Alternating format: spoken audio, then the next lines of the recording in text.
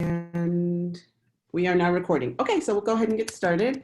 Good morning again, everybody. I am certain that you had a great session with Jen and Rich, respectively, around Zoom and touring their amazing website. And so here today, we are going to be continuing our conversation by thinking about building community in the virtual classroom. It is, even with over 100 people, sort of on a Zoom call, it's so wonderful and refreshing and exciting to hear you all saying hello and good morning to one another, because I feel like we sometimes miss just that even human connection when we are looking at sort of little boxes on a screen. And so I welcome you all to our conversation in thinking about community. I have sort of been thinking about this idea in three ways. And so those three ways sort of show up in the presentation today. So I just wanted to sort of talk about that for a second. I've been thinking obviously about community as sort of important for welcoming our students back to school after an extended period of time being away from us. And I've been thinking about, how we build community for new students that are coming to Albany, students that are coming from out of district, or students that are new to the area. Like, what are the ways that we sort of instantly create like bonds of friendship in our classrooms so that we can support students in their learning, right? So we're gonna sort of think about that today. And you're gonna have some opportunities to think about strategies that you might use sort of in the first couple of weeks of school, just to sort of build that community. I've also been thinking about the idea of community as sort of a leverage point for developing and building learning partnerships and improving academic outcomes, right? I've been thinking about this book by Zaretta Hammond. A few of us a few years ago went to Culturally Responsive Teaching in the Brain. So I've been thinking about this book a lot, Culturally Responsive Teaching in the Brain. I have maybe like 3 or 4 copies in my cabinet back there. So if anybody at the end of the session would like to borrow one, I'm happy to pass that along. But I've been thinking a lot about one of the ideas she presented was around sort of a culture tree, and the way that sort of there's surface culture and shallow and deep culture, and how we sort of access those different levels of culture to support students in their learning. And so I have been thinking about that. Yes, I will place the name of the book in the chat. And then the third way I've been thinking about community sort of just recently is in response again to reading this, Bettina Love's work, which is about abolitionist teaching and the pursuit of educational freedom. And I've been thinking about some concepts that she presents around community. So I don't know how many of you have read the book, but we're gonna have an opportunity to dig into it a little bit today and then next week. But she talks about concepts of like, love. I love Bettina Love too. She talks about home place, and she talks about the idea of like a participatory democracy, and then cites some other theory. And really sort of her work is around like community, again, as a leverage point for like building agency and advancing justice in our schools. So I've been sort of thinking about community in those three ways. And I'm hoping that we'll have an opportunity in today's short hour just to sort of touch on those, recognizing that for you, right now, the urgency is around sort of launching your classrooms. So we'll be sure to spend a lot of time there. Rich, if you would just let me share my screen, we will dive in to this presentation today. And thank you, Megan, for dropping the title of the first book. Thank you. All right, so I'm going to share my screen. Okay, so we are talking about building community in a remote learning classroom. And I want to start by, I think, acknowledging how hard the work is that you all are doing. The experience that I had in putting together this presentation, I think, was just sort of a slight taste of what you all are experiencing daily and trying to sort of transition your teaching and learning to a remote environment. So I am coming to you with a great deal of gratitude for the work that you do. And more than that, I'm coming with a great deal of humility.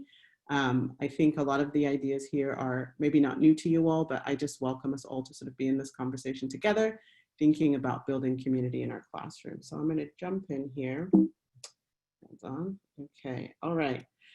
So I made a Bitmoji classroom.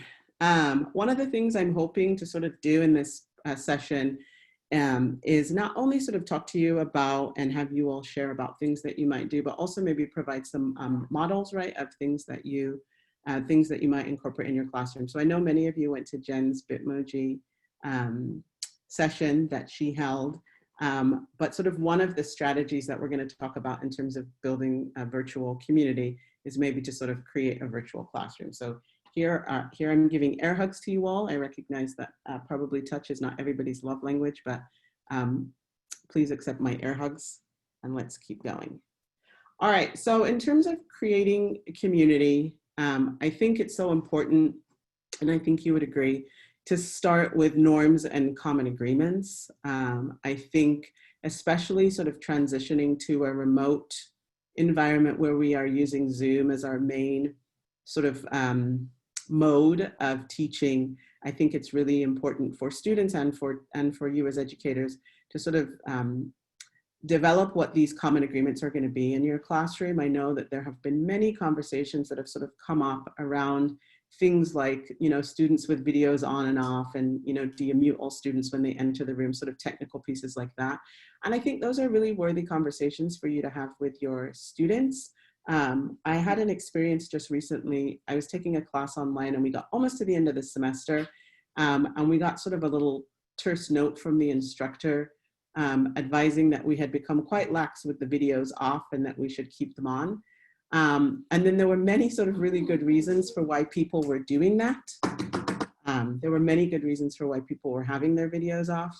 And I think maybe sort of in retrospect, the instructor maybe thought that had she had a conversation on the front end about sort of students' needs around that, or, you know, not having enough bandwidth, and so then turning off the camera so that one could be heard, that maybe that email wouldn't have been forthcoming. So I just offer that to say, I think these are really good conversations to have on the front end with students. I think also that sort of co-creating norms is a great way to start to build community, because it encourages student voice and it builds student agency. So I didn't create norms for us in the spirit of building common agreements. I'm going to stop my share for a second. There are 3 questions here, and I want you just to respond in the chat. Feel free to respond to any one. You don't have to respond to all 3. So drop a word or 2 in the chat that describes what conditions make learning most effective for you, what conditions make learning least effective for you, and then 1 or 2 words about how you might think of yourself contributing to a positive learning experience for all participants today. So just sort of as a model way to sort of think about norms, if you want to just drop a word or 2 in the chat. I'm going to stop sharing my screen so I can capture some of your comments. So if you need to take a picture or just memorize one of these questions, go ahead, and then I'm going to stop the share right now. Wonderful. Here we go. Limit distractions, active engagement, frequent breaks, mutual respect, safe community, quiet environment, and ability to focus. So these sound like conditions that really support you all in your own learning. Yeah, sitting still and listening is hard. Yeah, and it is for many students. I think that's really important. A space to make me feel brave enough to try new things and make mistakes. I love that. So great. Lots of coffee. I learned by trying and doing. Yeah, time to process, a quiet place to work. I'm gonna scooch down here.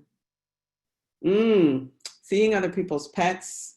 Sounds like that's something that would be supportive of your learning. The construction in your house right now might be a barrier. We are sending you our positive vibes, Annie Chang.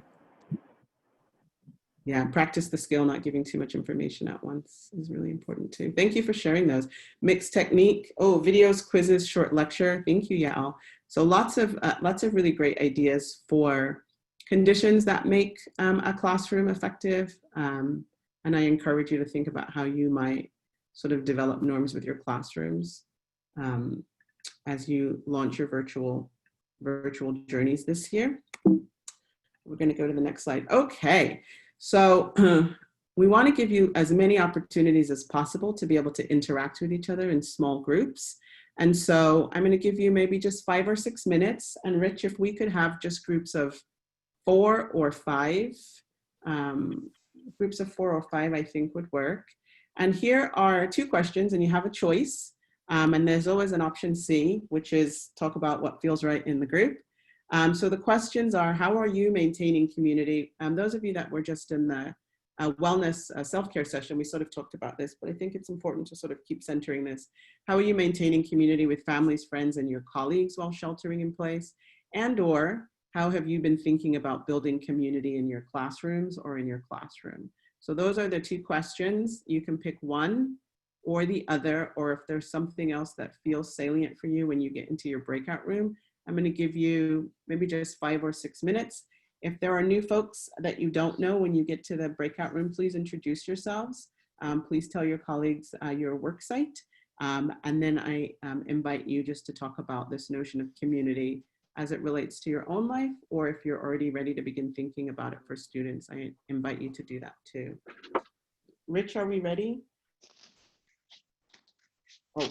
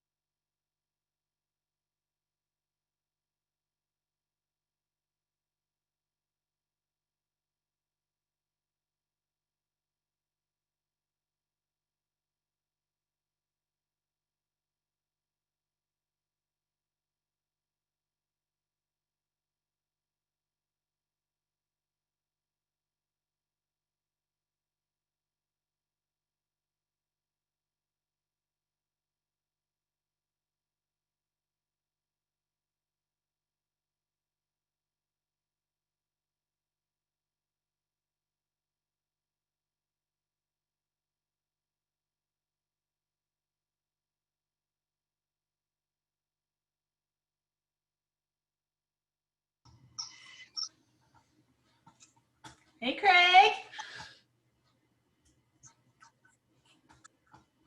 Hey, how are you? I'm good. I got kicked off and I just got back on, so I don't know what we're supposed to be talking about.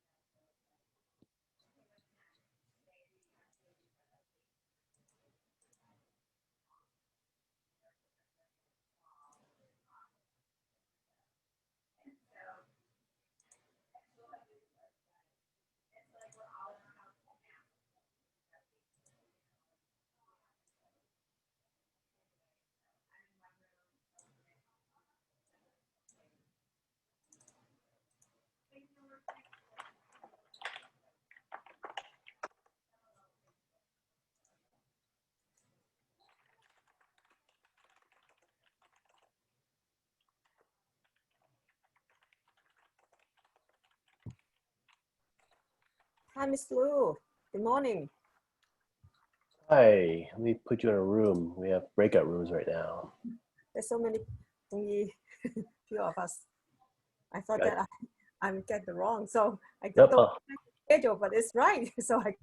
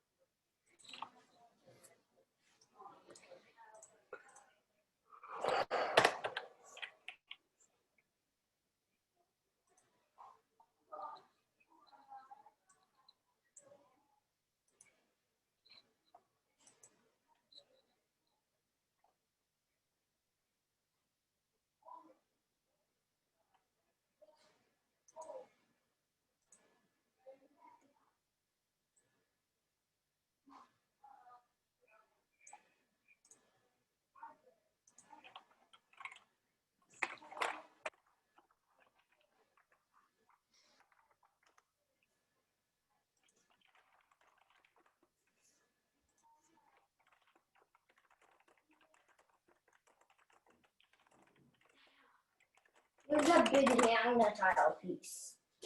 I put it back. I didn't. You're probably already using it.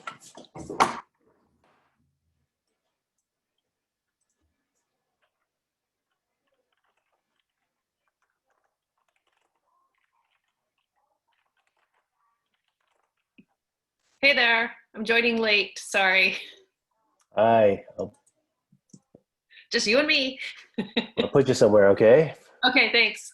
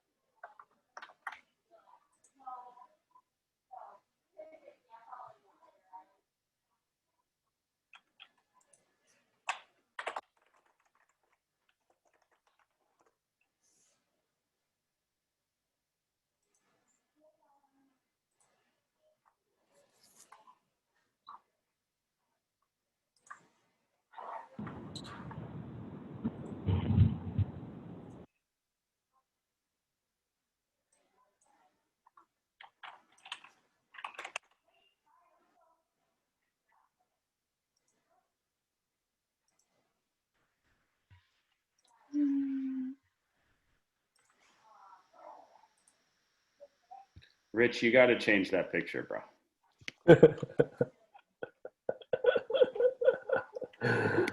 They love it. Were you a Survivor contestant? Yeah, no, I love it too. Don't change it. Don't change it. I No, love it. don't gives change me it. That a big picture's fantastic. Don't No, change it. Rich, Okay. bro, change it. I wrote on the class chat that it Change was it. very the picture. It makes me smile. I love it so much. Please don't change it. Alan, stop. You change it for the pirate one that you showed us. I like it. The smile makes it. We like you just the way you are. I want to make that my screensaver. I appreciate all of that, everybody. Hey, Sarah, I'll Rigney, send a I like- bottle of wine. Looks like Rigney's got the full Magnum PI going on there. Not the mustache. I shaved the mustache. Oh yeah, I'm missing the stack. How come I don't stay? Oh, somebody muted me. Welcome back, everybody. I hope you had a good chance to connect with your group. We're going to give you some more time to talk with your colleagues in just a few moments. I just have a few slides to just go through with you. I'm noticing the time is getting away from us, so I'll try to go faster. So I was sort of, as I was thinking about, sort of community building, right? This idea of thinking about how we reconceive of schools, right, in this time of COVID was sort of on my mind. And so I took this from an article that I read. I put the reference at the end here, Principles for Schooling in a Time of COVID-19. And so, obviously front and center, relationships are the foundation of schooling. And so thinking about how important it is to maintain strong relationships. And now more than ever, sort of how we nurture home and community learning, right? Because even though we are zooming into our families' homes, right, parents are going to be, sort of co-teaching with us as their students are at home learning. And so how do we sort of build those partnerships to facilitate that? Another idea is amplifying student agency. So kids are at home, not in proximity to you, not under your keen watchful eye all the time. And so how do you sort of lean into their growing sense of agency and find ways to sort of build on that?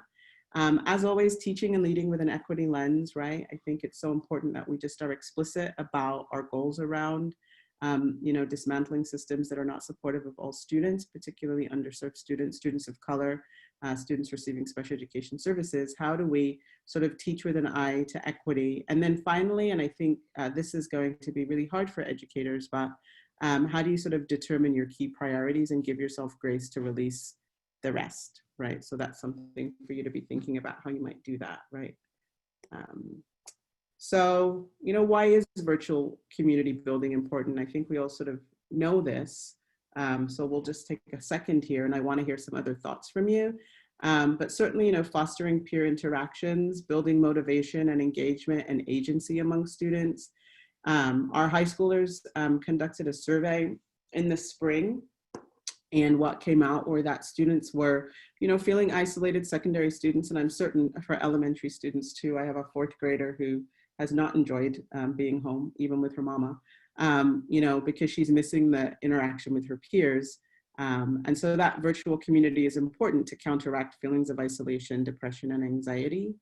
And I also think just our current context and climate really makes it important that we attend to virtual community, right? We've got the COVID-19 pandemic, which is sort of, continuing to be unrelenting, and we don't know the degree to which our students are personally affected. We still are sort of like dealing with and processing and responding to, the murder of George Floyd and others in the recent months. And so, thinking about the ways in which these high-profile incidents really impact and affect students, and in particular our African-American students, our students of color. And then I couldn't help but think that, our last general election really created a lot of anxiety for students, and we have another one coming up again. And so I just think, these are all sort of current contextual factors that make it really important that we build a strong community for our students in our virtual classrooms. And then I want to invite you, I think, to share sort of what are your ideas about why it's important that we build community. If you want to just drop a note in the chat real quick, we'll just take a couple minutes just to have you respond. So please jump ahead. So I see poverty and economic uncertainty for sure. Our new poor air conditions, environmental injustice, they're all connected, you're absolutely right. Give students a sense of connection, get buy-in. I love this, emotional well-being is the doorway to learning, yeah. Because we can do more together than alone, yeah. So kids can be seen, building comfort, activism. These are really great ideas. Please keep dropping these ideas in the chat. We'll save this and we can pass it along. Marie, can I just jump in for, this is Jen. Can I just jump in? Yeah. There was a question I saw in the chat I thought maybe I should spotlight and have you address, and that was concerns around our understanding that this is such a need and how we balance that with families that are feeling like they want more rigor in academics, and just how to address that, and if the district administration is going to kind of really emphasize this to families to maybe head that off a little bit for us. Yeah, I think that's a really good question. And I think that we will, I think that's a really good question to respond to. And so I want to be thoughtful about that response. But yes, I absolutely agree that there are going to be families who are really wanting sort of, a lot of time on Zoom in live instruction. And I think a part of, I'll just say this quickly and then I'll process this some more in terms of a response. I think it's really important that as a district that we sort of work together to sort of communicate to families sort of that this is, you're not lifting your classroom out of the building and putting it online. This is a completely different learning experience. I think all we have known up until this point is being in a classroom with the students for 6 3/4 hours a day, right? But that's not our reality right now. And so I think just communicating to parents about sort of how it is different and helping them to understand that we are going to provide students with, the most robust experience they can hope for online, but that's not the same as 6 3/4 hours in front of a Zoom screen. So I want to think more about how we might respond sort of formally. And Jessica Cortez asks, are there trainings scheduled for parents and caregivers? And the answer is yes, those will be forthcoming. So I'm going to go on to the next slide. Thank you, Jen, for highlighting that question. Somebody, I think Tunisia dropped this in the chat, Maslow before Bloom, right? I think this is important to share with parents too, right? That students need to feel connected and safe before we can sort of jump into the curricular pieces with them, right? Especially as they're coming to this experience in a very different and new way. Oh, let me go back. I saw this, I spend just my morning times on Twitter and Instagram, and I saw this and wanted to share it. Relationships before rigor, grace before grades, patience before programs, and love before lessons. And I think it's just important that, particularly that grace piece, that we give ourselves and others grace as we get into this experience. So sort of just diving in, and I think there are tons of really great ideas that you all have, and I'm going to send you back into breakout rooms to sort of process these a little bit more. And I'm recognizing that there's not going to be enough time to finish this presentation, so we'll come back to it. So sample strategies for just sort of establishing your community in the classroom, right? So here are some ideas that you might consider, and I'm certain that you probably have 1,000 others that are even better. And so I encourage you to share those when we get to that, get to sharing out in just a few minutes. I'm going to advance the slide here. Okay.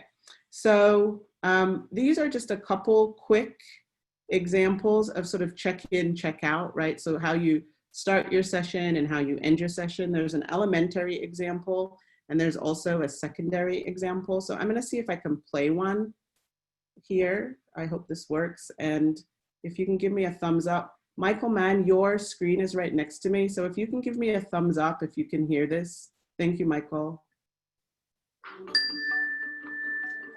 Front table shout outs. I have a shout out for Annalia. She got to work really fast.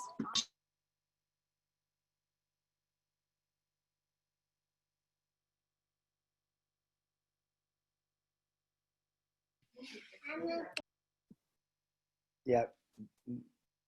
It went glitchy and I can't hear anymore.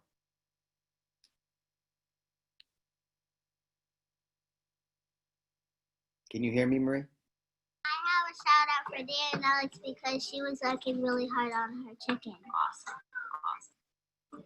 It's not just me as the Marie, if you turn off your video, it'll probably be better for us. All right, let me do that. And then let me go back here. And let's try again. Michael Weaver. you're doing well. It's a way for them to interact with each other and celebrate positivity.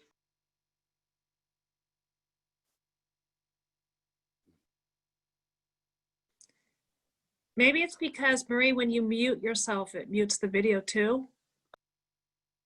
Well, I'm not sure, but let me start my video.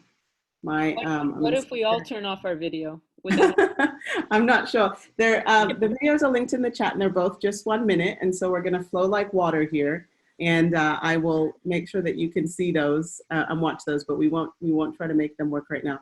My laptop is overheating. I can hear the fan turning on. So anyway, those were just 2 examples of strategies that you might use to check in and check out, but we're gonna, we'll make sure that you have the slide deck and we'll move on. All right, so here are some resources that I gathered, and you probably have a ton of other really great ideas, but for those of you that are sort of wanting just like, what are some ways to sort of launch the year? What are some icebreakers? I've linked a bunch of resources here. The grade level specific resources, I'll tell you, came from a larger district in the Central Valley, and they have some other pieces. So take what's useful, discard that which is not useful to you, but those are some resources that you can also use there.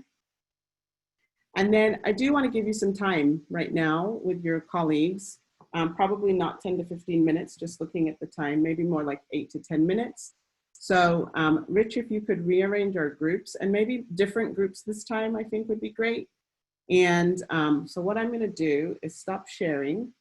I don't know if I already shared this presentation, but I'm going to drop the link in the chat for you right now. My apologies for not doing that before. So here is a link to the presentation in the chat. And in there you will find the links to the resources and also the questions. But basically I just want to give you some time back in a small group session just to talk about your ideas for launching the year. If you have some great ideas to share, okay, I will change the access. Thank you guys for being so patient with me today. And give me 1 second. Let me do this.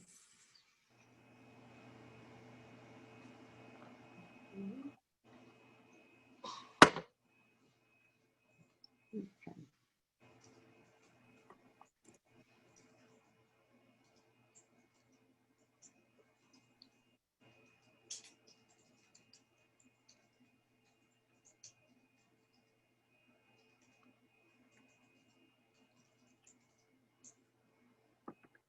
It says I don't have access. Yeah, I'm gonna give you a. Okay. I'm gonna give you a shareable link right now. Give me 1 second. Okay, okay, here it comes. And tell me if this works now. Does that work? Tobias, you're too kind. All right, so tell me, somebody give me a thumbs up. Yep, it works. All right, great. So I'm going to send you back into your groups just for maybe about 8 to 10 minutes. Awesome. Thank you. Flow like water. And you're just going to spend some time in your groups talking about plans for launching the school year. And then we'll come back and sort of just dip our toe in these other 2 pieces around community. And we'll have to circle back to that conversation to give it its due time. All right. So thank you, Richard, for sending us into different breakout rooms so we can talk to some new friends today. Thank you.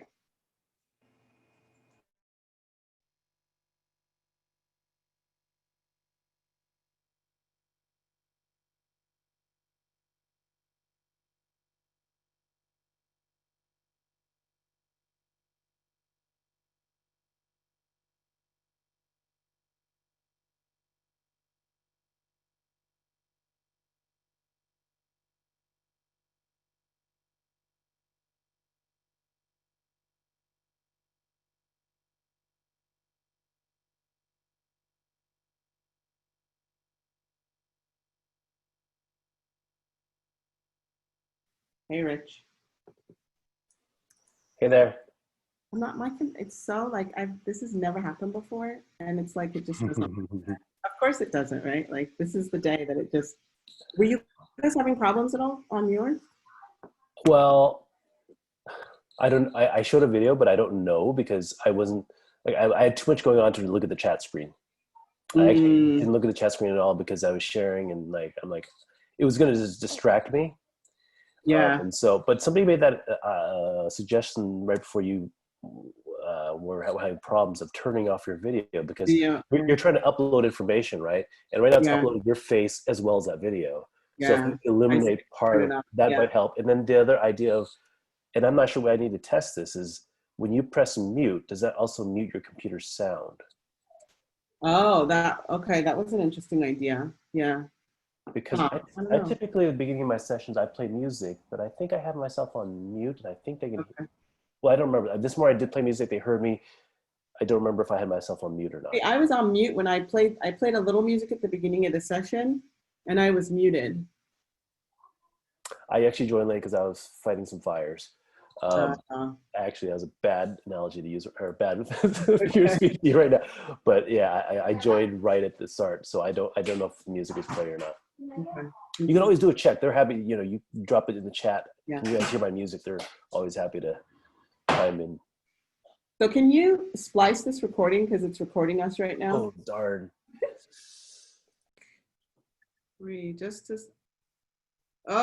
as things are getting good. Sorry, Tanisha. I know there's never enough time. I'm just gonna spend like the last 9 minutes of our session here. I just want to sort of touch on a couple ideas. So I said on the front end of this that I'd sort of been thinking about community in these 3 different ways, right? Sort of welcoming kids back, creating space for them, but then also sort of leveraging these communities that we're building to build culturally responsive and anti-racist learning spaces. And I'm really committed to this idea this year with all of us, and I know we all are, of building, you know, anti-racist learning spaces for students, building culturally responsive spaces for students. And so these 2 ideas sort of, on the right, you see the culture tree that you probably can't see, but I have a couple slides about that. This idea about the culture tree and then this quotation from Bettina Love, both sort of like seem to speak to me around the idea that culture is so important to how we sort of create welcoming classrooms for students, right? And so I'm just going to go to the next slide real quick. And so Zaretta Hammond in Culturally Responsive Teaching in the Brain talks about the different levels of culture. She talks about surface culture, which is sort of, you know, food, dress, music, holidays. And then she talks about shallow culture, and that at the sort of the level of shallow culture, we're talking about, you know, rules about eye contact and personal space. And Hammond talks about the idea that deep cultural values are actualized at this level, and that, you know, we can build trust and rapport here, but we can also build mistrust and distrust if folks feel like norms have been violated sort of in this shallow culture space, and that there's a strong emotional charge here. And I think, you know, a lot of the time when we're sort of thinking about culture or talking about culture, we're sort of thinking about surface level and not sort of these unspoken rules of the shallow culture. And what are the ways, if we sort of dug down sort of into the shallow culture, could we really sort of support our students to feel like they could be their whole selves and be successful in our classrooms? And then deep culture is really sort of getting into mental models and schema. And then we're thinking about, you know, concepts of spirituality and health and theories of group harmony. So Hammond talks about sort of collectivism as sort of an approach versus individualism. And then she says that at this level, right, you know, the brain's flight or fight response, it says flight or flight, that's wrong.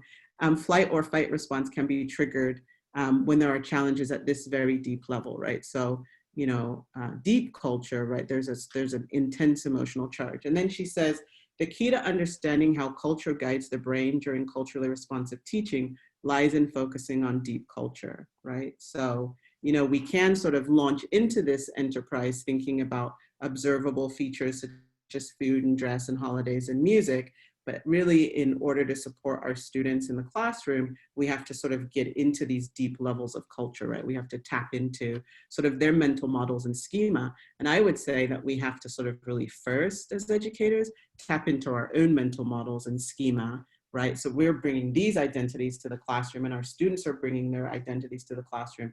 And how do we sort of work together to build strong, culturally responsive, anti-racist spaces for students? So this is work that is going to be ongoing. We're sort of just dipping our toe right now. But I thought it was really important to sort of center this as we're thinking about community, because I wanted to sort of open the door, right, to being able to continue this conversation. And then Hammond also talks about these trust generators, right? So how do we build trust, right? We build trust through being, open and ourselves and authentic and vulnerable, by sharing our similar interests, right? By demonstrating concern for folks, right? This, and I think this is sort of a long abandoned idea of, don't smile till December, right? We're sort of not in that space right now. We're in a space where kids are sort of feeling vulnerable, maybe many of them, or feeling uncertain or feeling unsure. And so your smiling face, right, will make all the difference for them. Your compassion, your kindness, your care, your concern will really make all the difference for them. So I offer you these ideas in terms of trust generators to think about how you might, be building community in your classroom. And then the last couple slides take us back to Bettina Love. And so, full disclosure, I'm going to be talking about her book a lot because it's an amazingly awesome book. And if you haven't read it and are interested in reading it, please reach out to me. I think it's a wonderful work, deeply personal, but also like so instructive. So Bettina Love is a professor in a teacher education program, but she started as an elementary teacher in Miami, Florida, in a school where the demographic was predominantly Black and Latino. And so she writes from her experience as a teacher as well as a teacher educator. And so Bettina Love was causing me to think about community also in in thinking about sort of like how we can create spaces for resistance and justice, right? How can we build community spaces that sort of create the opportunity for resistance and justice? And so she talked about home place, and she talked about her home place sort of being the community in which she grew up in Rochester, New York. She talked about all of the people that sort of surrounded her in helping to build what for her was a home place, right? And so I just offer this because I want us to think about how we can think of our classes sort of as a home place for students, a place of resistance that honors their emotional, physical, spiritual, and financial struggles, right? So that's welcoming students in sort of with all of their intersecting identities, with all of the pieces that they're bringing, right? How do we sort of welcome that in and honor that and create really safe spaces for students as we go through the year? And then she talked about Ella Baker, who was really prominent in the civil rights movement, and this idea that Ella Baker would sort of bring students together and intentionally amplify student voice and intentionally center student voice and intentionally sort of shine the spotlight on students, right? And her work was really around sort of promoting an agenda of justice. And so as I was thinking about this presentation, I was also thinking about this concept of a participatory democracy and how we can create classrooms, again, that center student voice, amplify student agency, and sort of really give them a place to begin to, practice their activism, right? How can we sort of create a space that really allows them to do that? And then the last slide, so in her book, also, Bettina Love sort of highlights some theories, right? She calls theory her North Star in terms of doing this work around building anti-racist classrooms. And she talks about cultural capital that educators should use to empower students, right? And so this is the capital students bring with them. And so aspirational capital and linguistic capital and familial capital, social capital, their social capital, how do we help them to build that social capital? Navigational capital, and then resistance, right? A commitment to fight for justice. So we want our students to leave our schools knowing their ABCs, but we also want to instill in them, right, a desire to fight for justice, right? They will they will save our world, right? And so we really want to promote that in our students. So we are at the end of our time, unfortunately, and we have about a minute left. This was going to be our final breakout, but we won't have time to go. So I want to invite you to drop a note, and that was really kind of quick too. So we're going to come back to this. This was just sort of getting our feet wet with these concepts. I want you just, please, in the final minute, please feel free to drop a final thought in the chat as you depart. Now is you're gonna head off to lunch and you have a little time to sort of think and synthesize that which you have been working on today, and we'll see you back this afternoon. But I encourage you just to leave a final note in the chat before you leave. So here are a couple prompts for you to think about. One idea, and we went a little fast, that confirms your current thinking about community, something you might be pondering or processing. And then if you want to just leave one strategy, activity, or step you can take to leverage your community building efforts, or to build on your culturally responsive anti-racist classroom spaces. So just drop a note in the chat. Consider this your virtual ticket out the door. Thank you for being with us again this morning.